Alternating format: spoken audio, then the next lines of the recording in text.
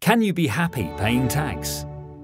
Louis XIV's finance minister famously declared in the 17th century that the art of taxation consists in plucking the goose to obtain the largest possible amount of feathers with the smallest amount of hissing. Here, goosey goosey, gotcha!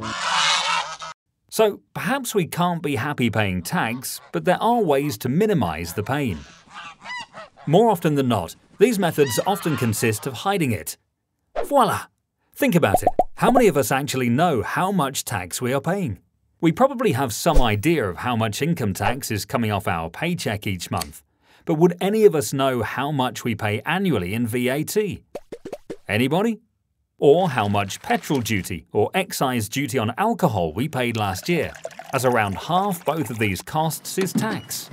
Yet, while me and you are actually filling the public coffers at the same time we're filling up our cars, all this tax still isn't enough to pay for public services in the UK. The UK's public debt currently stands at a whopping £1.7 trillion. Whew! But surely there must be a better way to raise taxes and pay for public services. Well, perhaps there is, on the other side of the world. So fasten your seatbelts, it's going to get bumpy. Oh, wait, no, we're here already. That was fast. Where were we? Oh yes.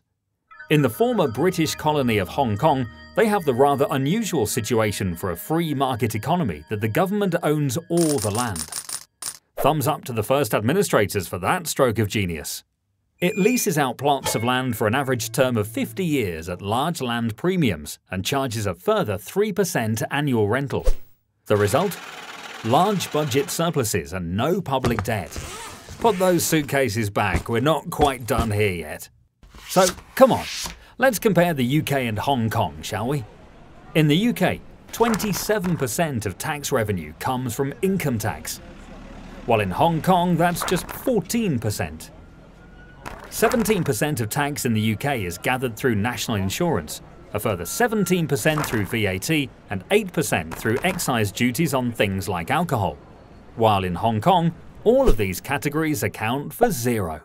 On the other hand, in Hong Kong, corporation tax accounts for 24%, stamp duty for 13%, land premiums 13%, and investment income 11%. While all of these percentages are much lower in the UK, and investment income stands at a big fat 0. Overall, the UK gathers 10% of total revenue from property. And while, credit where credit's due, this is the highest in the EU, it compares to around 40% in Hong Kong. So what in the glorious name of economics are we doing wrong? It's simple, really. When demand for land goes up and subsequently land values go up in the UK, it's private landowners, and not the government, that reap the benefits. Developers pay a one-off fee to the government towards covering the government's investments in building roads, schools and other services to serve new residential developments. But that fee doesn't cover the ongoing costs of running those services. Make sense to you? Me neither.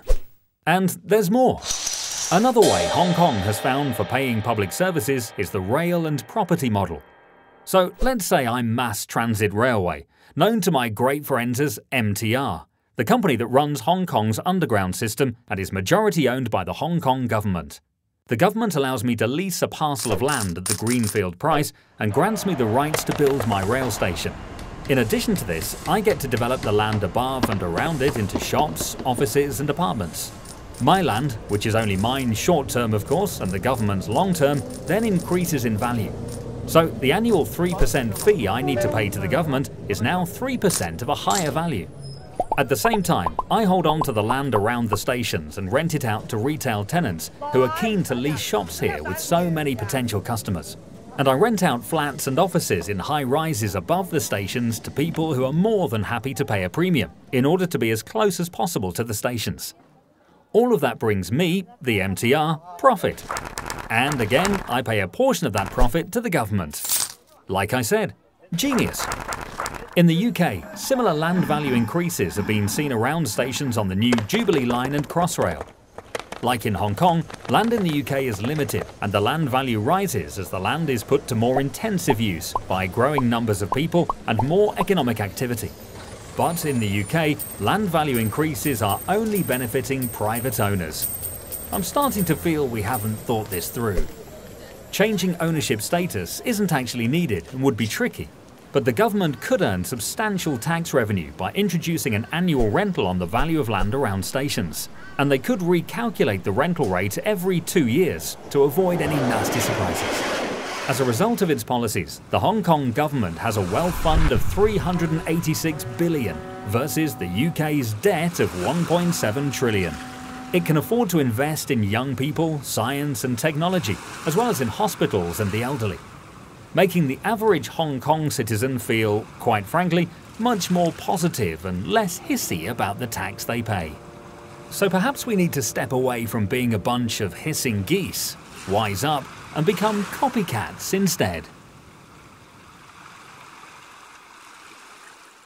If this has spiked your interest and you would like to learn more, visit our website.